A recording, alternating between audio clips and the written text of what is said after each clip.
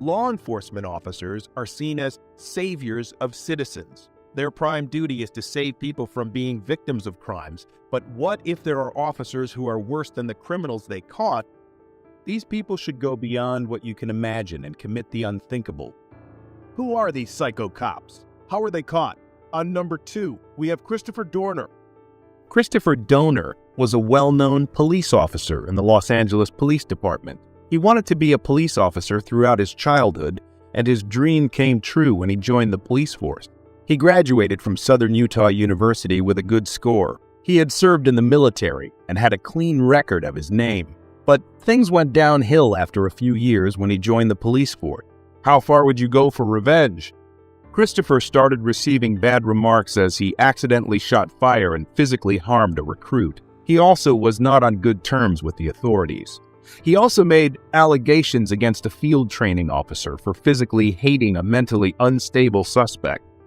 When the authorities ordered an investigation, everyone turned against Christopher. There were no victims or witnesses. Everyone spoke against the allegation, and this deeply affected Christopher. The investigation report came in, and Christopher was portrayed as a liar who was unfit for serving in the police force. He was fired, and it was more than what he could take. As years passed by, everyone forgot about the incident. Police officers moved on with their lives. But then there was Christopher Dorner, fired from his dream job and lost his credibility. He was stamped as the big liar. The incident replayed in his mind over and over again. He challenged the decision of the LAPD in 2010, but nothing came in his favor. When we look into his personal life, we can see that his ex-girlfriend Ariana Williams spoke ill of him and even went to the extent of warning others about his behavior. This disrupted Christopher's day-to-day activities, and he was not able to lead a reputed life.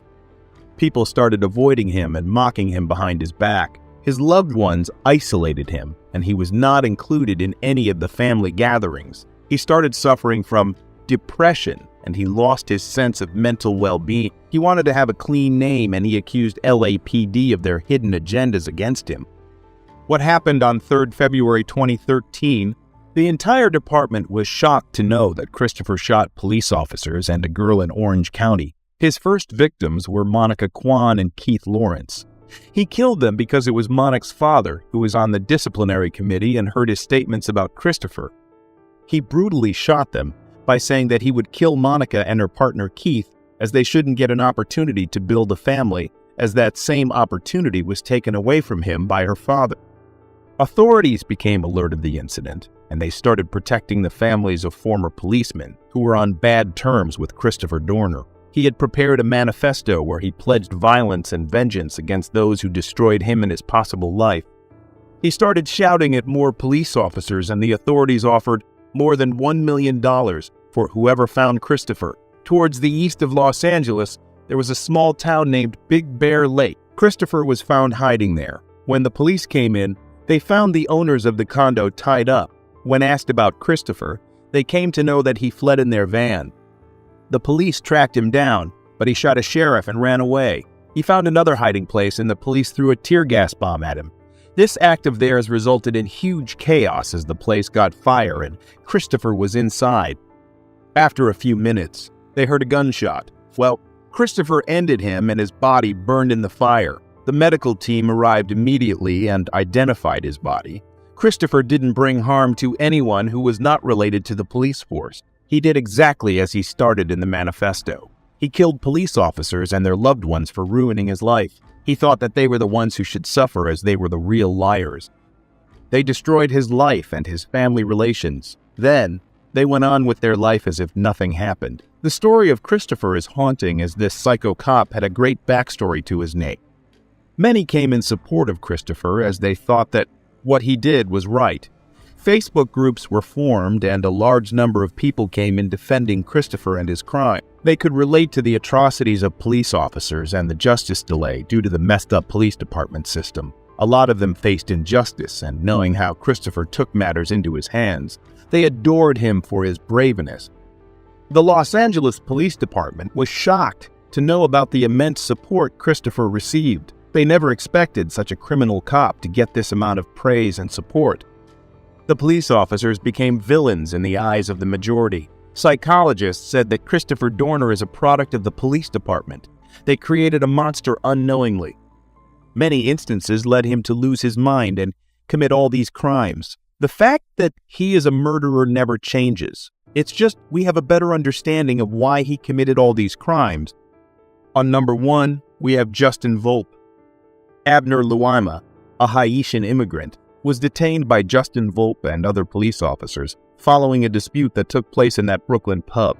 Abner allegedly assaulted Justin and transported him to the police station, according to Justin.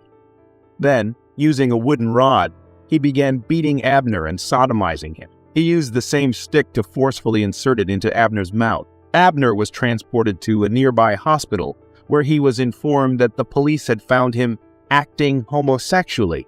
The medical staff did not take them. Justin's attack on Abner was already the subject of a rumor. This shocking attack triggered many people to start protesting against the unfair treatment of people by police officers.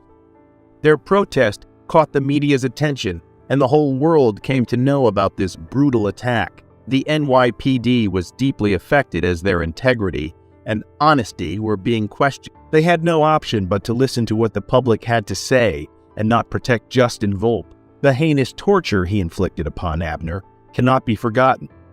Meanwhile, Abner was recovering from his injuries. He lost his tooth and his private parts were deeply injured. When the case came to court, Eugene H. Nickerson ruled against Justin Volpe. He was given a 30-year prison term and ordered to make reparations of $277,000. Justin admitted that he attacked and sodomized Abner. He also said that he betrayed himself, the citizens, and his police department with his actions. He sought their forgiveness. His family was in disbelief as they couldn't believe that Volpe could do something brutal and heartless. His family was isolated as none of them wanted to have ties with such a psycho police officer's family. They were prepared to face the consequences of Volpe's action. Justin Volpe was not just a criminal, but he was a mastermind for pursuing his peers and physically attacking an innocent man. He made a web of lies to make sure that he will never be caught. His plans collapsed as he never expected Abner to receive public support. The news of his attack went viral, and this incident alone put light on many such forgotten crimes which happened in the last decade. Justin Volpe was put in jail, and he should serve his sentence there as he would never know when he will be attacked in the future. Many people strongly hate him and they might bring harm to him. The police officers have removed themselves from the friendship of Justin Volpe as they don't want to be associated with the crimes of Volpe. Abner has recovered, and he still hasn't moved on with the traumatic incident. He was shocked to see a police officer behaving inhumanly toward him. He couldn't defend himself as he was brutally beaten up and abused. He lost consciousness during the attack. He had to spend months in the hospital to recover from the severe injuries caused to his body. He received support and love from all around the world, and he even thanked everyone for their kindness. Justin Volpe wanted to remove himself from jail, and he tried to get out by pleading before the court. Judge Frederick Block recently denied Justin's plea for release, which he had made using the COVID defense. Justin is scheduled for release in 2025.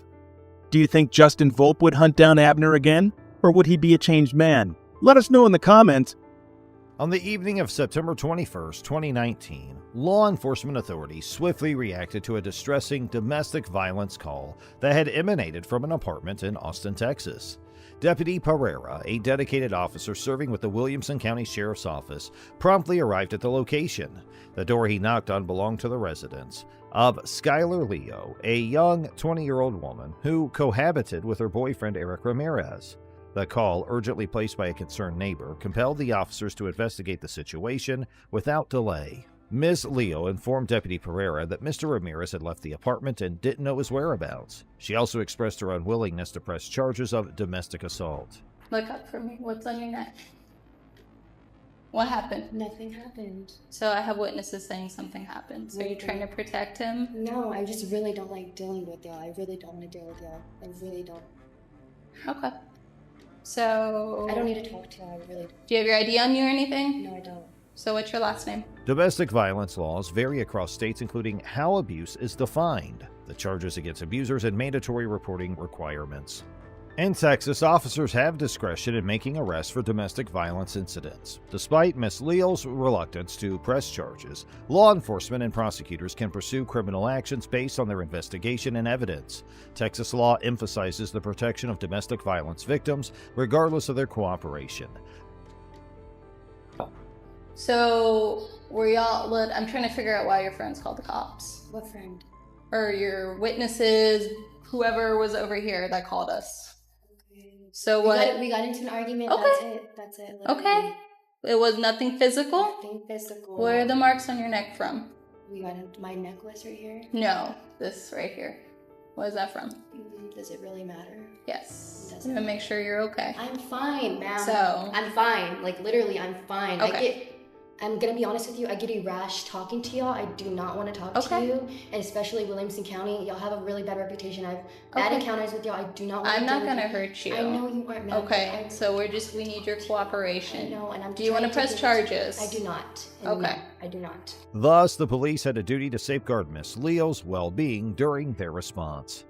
Deputy Lorenzo Hernandez, previously featured on a reality show, encountered a situation where he tried to enter Ms. Leal's apartment. Although Ms. Leal protested, the Fourth Amendment allows officers to enter a citizen's home without a warrant under certain circumstances, such as protecting individuals from immediate harm, like in cases of domestic violence.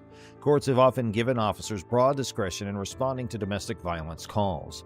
Based on these precedents, it's likely that a court would find Deputy Hernandez's entry into Ms. Leal's apartment justifiable to ensure her safety, despite her objection. However, we must also address the legality of use of force in this situation.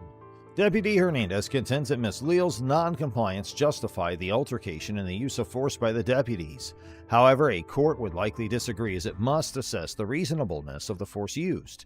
In the 1989 Supreme Court case of Graham v. Connor, courts considered the severity of the crime, the threat posed to officers or others, and whether the suspect is actively resisting arrest. The 2018 case of Darden v. City of Fort Worth further emphasized that excessive force occurs when an arrestee is not actively resisting.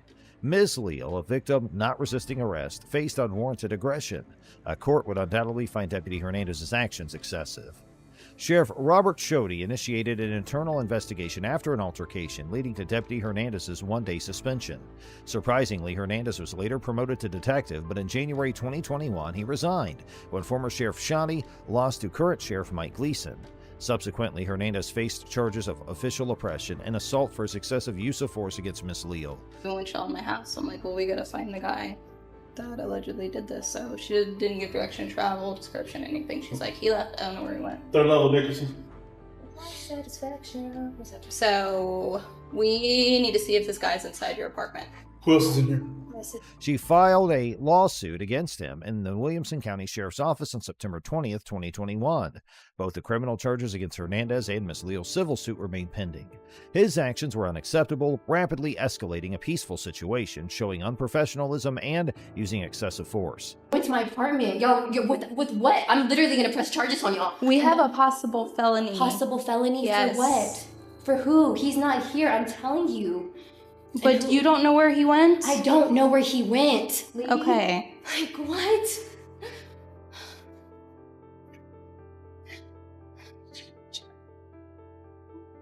Yeah, so you can understand where you're in handcuffs right now? So what happened? We were trying to talk, right? That's all we were trying to do? Okay, so I'm gonna take Is there these a light in handcuffs here? off you. How do you turn the light Are we on? gonna be cool if we take these handcuffs off? The light's not on. It's not on. All right, ma'am. So I wasn't here with information to relate to you. When we come to stuff like this, we're going to check for safety reasons, okay? We're going to make sure he's not here and you're not hiding him. We understand you don't want to cooperate. We can't force you to do that. We get that. We understand that. But you don't do what you just did. Not when we show up for something like this. We don't get your cooperation. That is what happens. Yes. Okay? The deputy's authority to enter Ms. Leal's apartment for the domestic disturbance is still debated. Here's our next story of a cop getting fired. On June 26, 2020, a 73-year-old woman named Karen Gardner, who suffered from dementia and sensory aphasia, which impaired her ability to communicate and understand, attempted to leave a Walmart in Loveland, California, carrying unpaid items worth $13.88. Store employees stopped her for leaving, and Miss Gardner tried to offer her a credit card to pay for the items, but they refused and took the items back. Eventually, she left the store. Subsequently, a Walmart employee reported the incident to the Loveland Police Department, and Officer Austin Hopp responded to the call. He located Miss Garner as she was walking home on the side of the road and pulled up behind her with his lights on. When she didn't stop, he parked his vehicle and approached her. After failing to effectively communicate with Miss Garner, Officer Hopp grabs her and throws her to the ground in an attempt to restrain her. Ma'am, police, stop. You want to stop with lights on, siren? Stop. You just left Walmart. Do you need to be arrested right now? No. Okay. Let's stop. Miss Garner, visibly confused, repeatedly tells Officer Hopp that she's going home, as the two engage in a brief scuffle. Eventually, Officer Hopp's able to place Miss Garner into handcuffs and lead her back to his patrol car. Shortly after Officer Hopp gained control of Miss Garner, Daria Jalali arrived on the scene. The two officers, Hopp and Jalali, once again forced Miss Garner to the ground. Officer Jalali assisted Officer Hopp in restraining Miss Garner's feet and placing her in the patrol vehicle.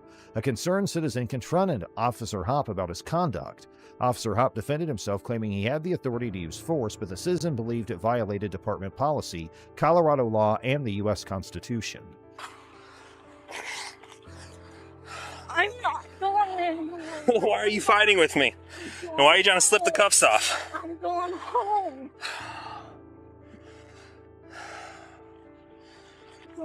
Stop. I'm going home. No, you're not. Are you finished? Are you finished? We don't play this game. You understand me? And if you try to kick me, oh, this is gonna be bad. I'm going home. Stop. I'm going home. Going home. The Colorado revised statutes under Section 18.1.707 require officers to use nonviolent means when possible before resorting to physical force. However, this provision was only added through Senate Bill 20-217, effective from September 1, 2020. At the time of Miss Garner's arrest, the statute allowed reasonable physical force for effecting an arrest. Despite her non-threatening demeanor, the officer's actions came under scrutiny. In an attempt to ascertain Miss Garner's identity, the officers questioned her about her date of birth. However, she remained unresponsive and refused to engage with them, showing apparent signs of mental instability. Karen, I got your credit card, okay? It'll go with you. What's your date of birth, Karen? I have it. You will have it with you. I will not lose it, I promise. What's your date of birth, Karen? Huh? Who's my sergeant? Yeah. Okay, well, first, I can tell you that. Sergeant Metzler, he's at the police department. You can go talk to him if you have an issue. Yeah, give me your card so I can put a report. Okay. I see you there, how you throw the little kid. Little kid? Well, I don't know. He's not a little kid. And this is what he was just walking, and I see you how you grab him. Stole from Walmart and refused to stop, refused to listen to lawful orders, and to fight me. This is what happens when you fight the police. I have to use force to safely detain her. That's what this is. This isn't just some random act of aggression. Unfortunately, the officer seemed oblivious to the possibility of her suffering from dementia, despite her exhibiting symptoms of disorientation, memory loss, and disordered speech. The Loveland Police Department's policy on interactions with individuals suspected of mental illness clearly outlined the need for officers to be aware of such behaviors and to establish a compassionate connection while ensuring everyone's safety. Officer Hopp, as seen in the body camera footage, either failed to recognize these signs or deliberately disregarded the policy during his interactions with Miss Garner. After being brought to the police station, Miss Garner was led inside by officers and left handcuffed to a bench where she remained unattended for several hours without any medical assistance. Officer Hopp's use of force resulted in severe injuries for Miss Garner, including a fractured and dislocated shoulder, a bloody nose, facial scrapes, and contusions on her knees. The incident also led to her being diagnosed with post-traumatic stress disorder, causing ongoing physical pain in her shoulder, arm, and wrist. Here, let me see your feet. Credit card. We'll get it. Oh, my credit card.